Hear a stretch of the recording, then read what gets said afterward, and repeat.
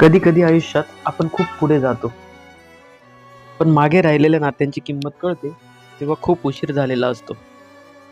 रोहन एक साधा आणि हुशार मुलगा लहान गावातून मोठ्या शहरात आला होता, स्वप्न पूर्ण करण्यासाठी. त्याचे वडील शेतकरी आणि आई घर सांभाळणारी साधी स्त्री.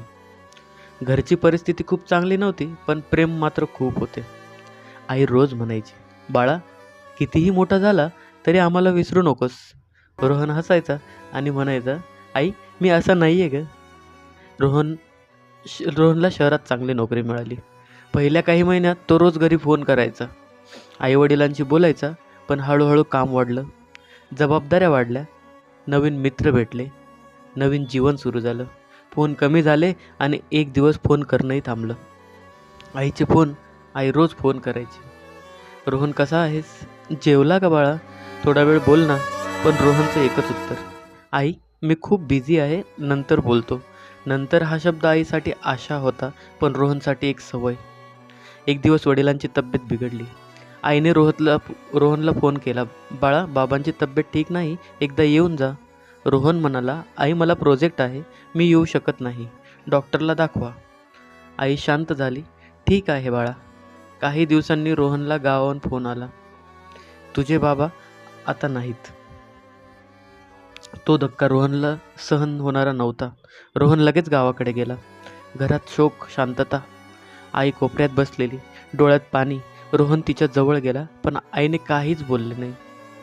त्या दिवसानंतर आई अजून एकटी झाली. रोहन परत शहरात गेला. पुन्हा काम, पुन्हा बिझी लाईफ. आईचे फोन अजूनही येत होते, पण आता ती कमी बोलायची. ठीक आहेस ना बाळा? हो, ठीक आहे, इतकंच. एक रात्री रोहन पार्टीमध्ये होता, मित्रांसोबत हसत होता, तेवढ्यात आईचा फोन आला. त्याने फोन कट केला होता. थोड्या वेळाने मेसेज आला, बाळा, तब्येत ठीक नाही, एकदा बोलशील का? रोहनने विचार केला, नंतर बोलतो. दुसऱ्या दिवशी सकाळी फोन वाजला, तुझी आई आता नाही. रोहनच्या हातातून फोन पडला. तो गावाकडे पोहोचला. घर रिकामं, शांत. आईची खोली आणि तिच्या बाजूला एक जुना फोन. रोहनने तो फोन उघडला. शेवटचा मेसेज, बाळा, एकदा तुझा आवाज ऐकायचा होता. आणि एक रेकॉर्डिंग.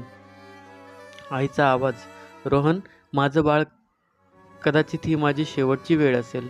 तू खूप मोठा झाला आहेस, पण माझ्यासाठी अजूनही लहानच आहेस. मी काही मागितलं नाही, फक्त थोडा वेळ, थोडं प्रेम दे. तू खुश राहा, हीच माझी इच्छा. रोहन रडत होता जोरात, तुटून पडला. त्याला समजलं, तो आयुष्यात खूप काही जिंकला, पण सर्वात महत्त्वाचं हरवून बसला.